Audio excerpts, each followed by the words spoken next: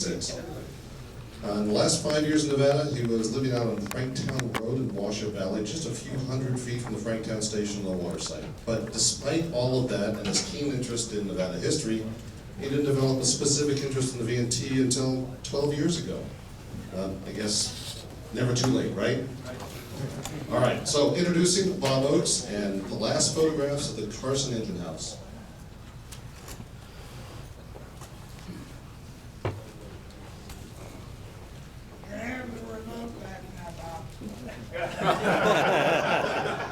Where is it? It's right here. Morning. So I got called by a friend of mine that I belonged to the NMRA in Seattle, and it was called, I think it was last March, and he goes, there's a couple of NMRA guys that buy train estates from the widows of us modelers that pass on, and then they sell the items. And there were evidently like the remains of 4 or 5 estates left, and so they were having a sale up in Shoreline, north of Seattle. So I went up to the sale, and there was nothing there of real interest. But as I was leaving, I noticed a rolled up set of architectural plans, and I kind of just flipped them open, and I saw Nevada. So I opened them up, and it was a set of plans for the engine house that was done in the 70s. And so I asked how much these were, and he goes, "Oh no, those aren't for sale. They go with those photo albums." So there was 4 photo albums with 400 photos of the demolition of the engine house. And then there were some photos also that were, like Charlie's, they were post-fire. And probably about 2/3 of the photos were color, and about the other third were black and white. So I had the negative scanned, and I've picked out about 60 or 70 of them, and we'll try to go through them. Clyde Lippincott, I don't know much about him, except I know a few people here know him. He was active, I believe, with the museum. He moved to Spokane sometime in the 90s, I believe. And then, I believe 2 or 3 years ago, was killed in an automobile accident. So then his wife was sold off all his train stuff. So I lived, I was living in Washoe Valley at the time of the demolition, and was doing some construction work in Gardnerville, and I remember, driving by and saying, "Oh my God, they're going to tear it down." And so this is, I guess they're preparing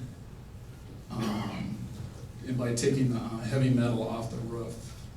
And I'll warn you too, I'm not an expert like Charlie on this, so if people know things, we can make this like an interactive presentation, so chime in. You won't get done. One of the biggest mistakes Carson City ever made. So this is the front of the engine house with the doors off. There's like a close-up of the smoke jacks, and then that is the door that was notched for BB's car, and then it was obviously starting to have some structural problems. Another close-up of the top of BB's door where the rock was starting to settle. Side view where they've started to take it apart. And then I was really surprised to learn, there's some better photos in here, that the bulk of the walls were not solid stone, but they were it was faced, and then it was rubble filled with mortar on the inside. There's some better photos coming up that I can show that. The door is still on, and they did a lot of temporary supports on the inside, which we'll see closer later.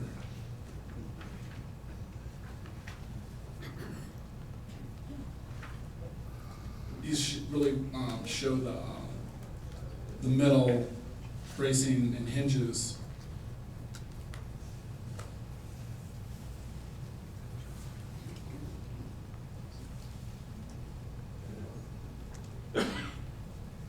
So then the side access doors.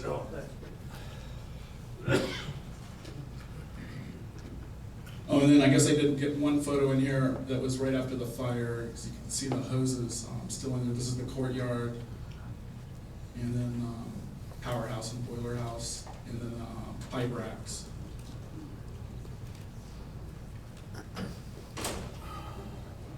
Close up of the side windows, showing what Bob can do dentals. I'm not sure the architectural term. Yeah, you're right, that is a door. Close up of the windows that were in the back of the building, the round windows at the top.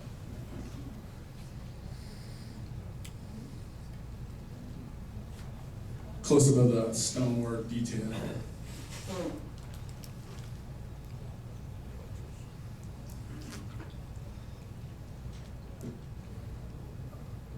And you can see how they hinged the doors, where they hung off the supports, and how it was set into the stone.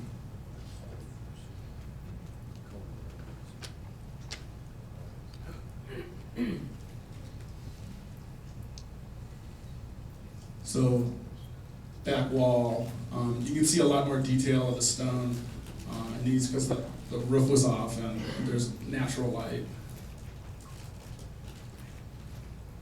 What's hanging on that fence? Pardon? What was that written on the fence?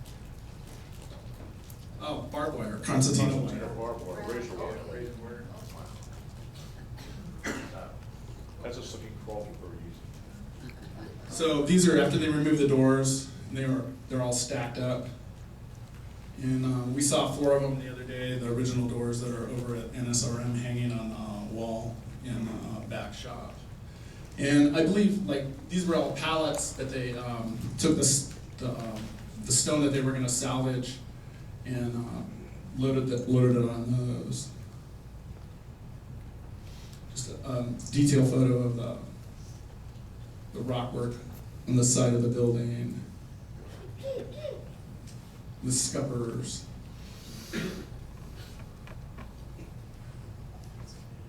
And there, I guess they were taking the doors off.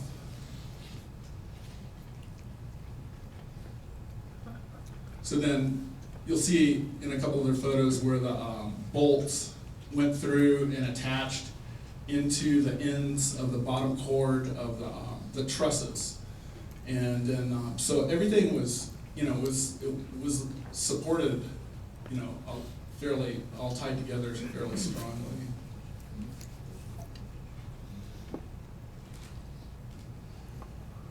Bob, do you know what happened to the rest of the doors? No idea. Steven? Do you know what happened to the rest of the doors? They all just got trashed? Some of them were scrapped. Yeah. So the crane in the courtyard, and then cupola.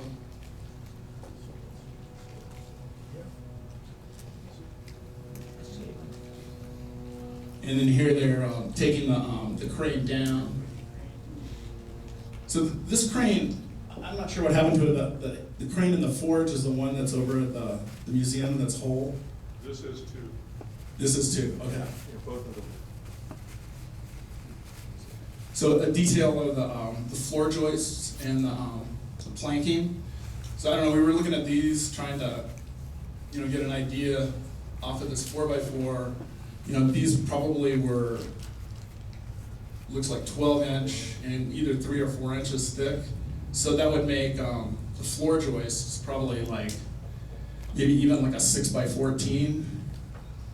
If you were guessing, I don't know. And they're all dimensional. Yeah, both. Yeah.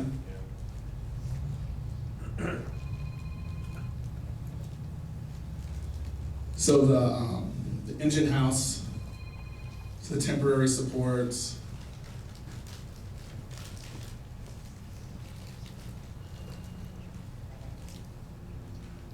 This was a photo. It's kind of hard to make out, but there's a lot of pulleys for the belt system that were just all stacked here. around the last couple of pits. This looks like an older photo, but I don't think it is. Now those, what you're calling temporary supports, Mhm. were there in 75 on the front wall. Okay. But, yeah, I think there was a row down the middle that, so this is the, I believe like the office that's in the back. So, that's some nice bead wainscoting and plaster and lath. I mean, it's, I don't know, it's hard to tell if that was original. I've torn down some houses like 120 years old, and they didn't use plaster and lath. So this could have been done later, but, so I'm not sure. So the remaining pits,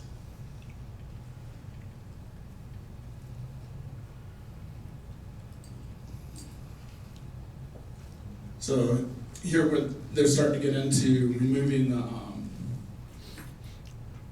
the rubble-filled wall that's over the top of the stone arches.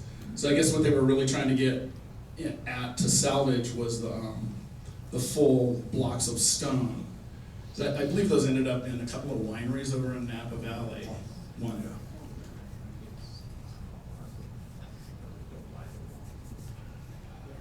So here you can see where the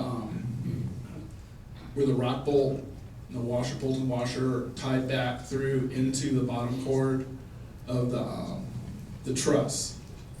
And then it looks like there was like a larger beam that was tied into the top of the rock wall that set on top of the trusses. So everything was tied together really well. So here, these guys are cleaning off the last of the mortar and rubble from the top of the arch so that they can attempt to remove the arch. There's the truss with rafters on top.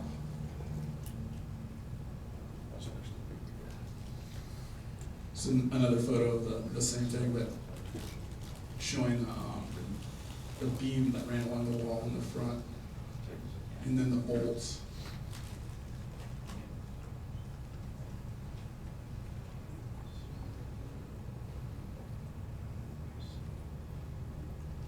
So here they're bringing in, I believe that's like a 955 track loader, and they're gonna try to lift the keystone out.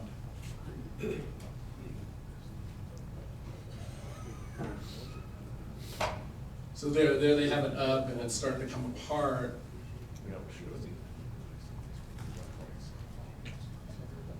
And so they're like, You did a real good job with that, didn't you? so Yeah, it those are qualified you know, a guys. bunch of the stones hit the ground, and I don't know what the result was. But they're sitting there looking at the mess they made, and like, oops. We got 10 more. They did. So they're cleaning up, and so now so for the next attempt they made like a wooden form to be able to separate the stones enough, you know, and then I believe what they did then, because there was no photo showing it, is that they pulled the stones out and put them on this lift one at a time so they didn't damage them.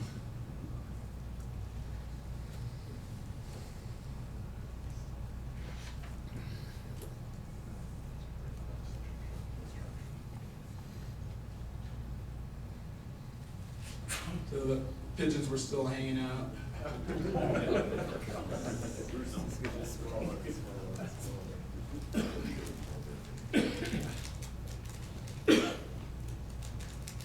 There you can see through all the way into the to the back of the building. So they're removing the stones that they've loosened with or separated with the plywood form that they're lifting with a forklift.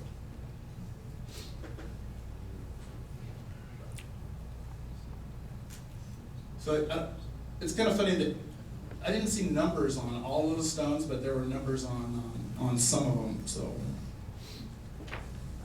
It seems like they would have numbered all of them, but I don't know. Kind of a nice detail of the stonework, what it looked like in the light on the back wall of the engine house.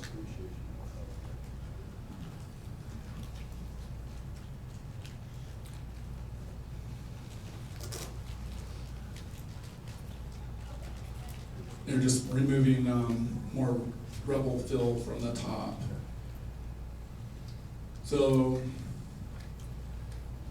there's a detail of the corner.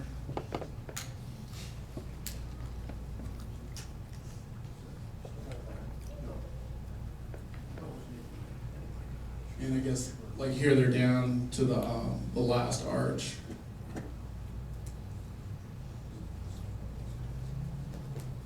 So this is a really good shot of what, how the wall was really built. And so on the column, there's cut stone blocks, but they're not near the thickness of the wall. And then behind, they use just rock and mortar to build out the thickness of the wall. And so like these stones that are in the field of the wall, the facing it's not, they're dressed on one side and shoved in there, and they're not that thick. I was always under the assumption that they were solid stone, but it's not. There's that's probably like for the stairs or the loft in the back of the pattern area. Same. And then, I was trying to understand what this was, but evidently for, so I guess so they could kind of get the wall not to collapse in one piece, they took like a section of the middle out of it, which we'll see, but.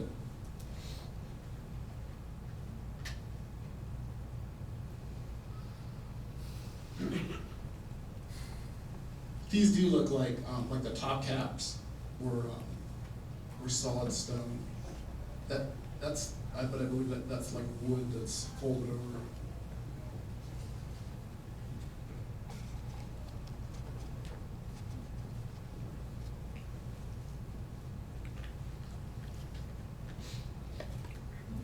So then there's where, they removed the center of the wall.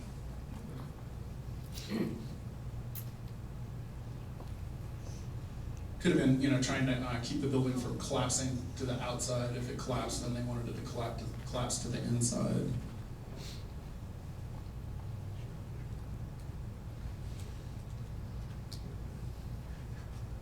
So there's where I was saying it looked like they added supports.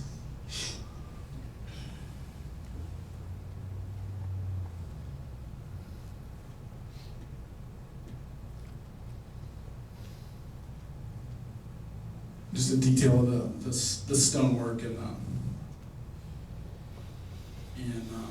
that looks like it might be the boiler house or engine house because the pipe rack set in there. Yeah. Not really sure.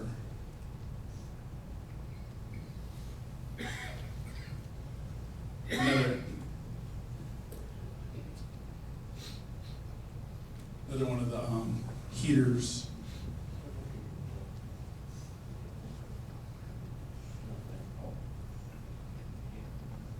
So there's the crane that was in the forge area.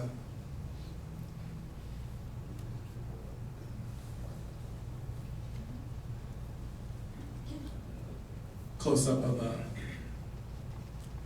mechanics of it, but these are.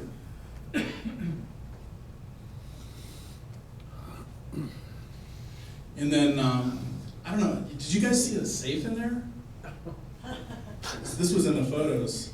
I don't know if somebody put it in later or. What's in there? Yeah. Were you ever able to read anything on that? No, it's just got, it's got, I think it's like Diebold, the name of the safe company across here. There's no company name on it. And then, you know, there's like a fancy painting here, hand painted color painting, so. We have a safe that came out of the shop, but it wasn't related to the railroad. But it has one of the doors on it, so it may not be the same safe. I'll look at it again. Or the construction guys could have decided to see what was in it. Yeah, there was a lot of uses of that building after the railroad left. And I'm not up on the story, but there was a safe that came out of the shop. Yeah, I'm trying to understand why they would have a safe in an industrial building, you know, when their offices where they would probably do payroll and stuff like that were right adjacent After the railroad stopped using the building, the government used the building. for storage. For storage, and vehicles in there, equipment, and all types of stuff. So maybe that was full of CC dollars or something, you know? Yeah, I don't think anybody, when she ran, I don't think anybody. What if it was, we didn't get any of it. It's probably empty. He might have had a petty cash fund. Or Mr. Bowker kept his personal supplies in there? No, maybe it's beer. Where you kept your cheese away from your life. So there was a nice close-up of the manufacturer of the crane and the forge, Sellers, Philadelphia, PA, which I believe also they manufactured the mechanisms for the first turntables. So kind of like a one-stop shop for railroad gear. They probably got a good price. Another shot of the crane ladder up it. They're removing the crane. Did they take that straight over to the museum? No, Because the crane operator took it home with did he sell it to you? him. No, he gave it to us a few years later. His wife didn't want him around.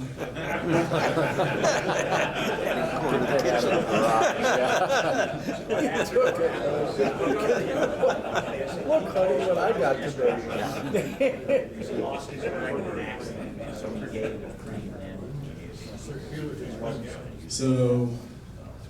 So that would have been like the back of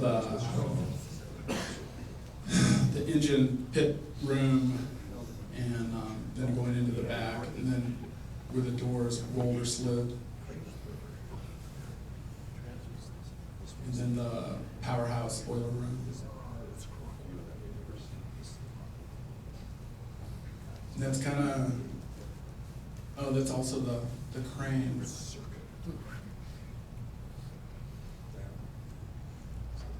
Here, we're getting down to the end, and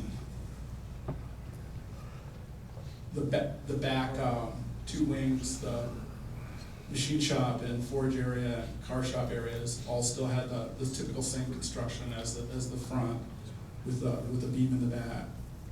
Only this time, like the truss cord is a little lower. Bob, that shows a good shadow of the exterior stonework. Yeah. Next to the interior. And then, you know, the rubble filled.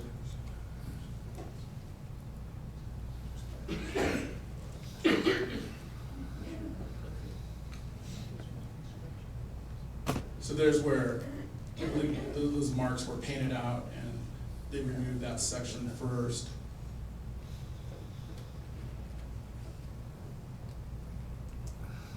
That's it.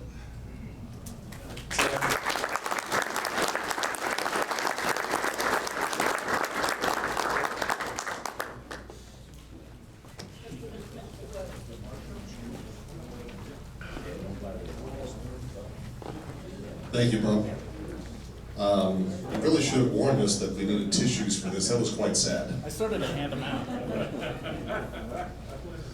Next, we're going to take a break for lunch. It's a little bit early, but that's the schedule that we have for everyone. We'll be reconvening here at 12:15 to hear from Heather about the tender drive on the PFM Reno. All right? See you soon.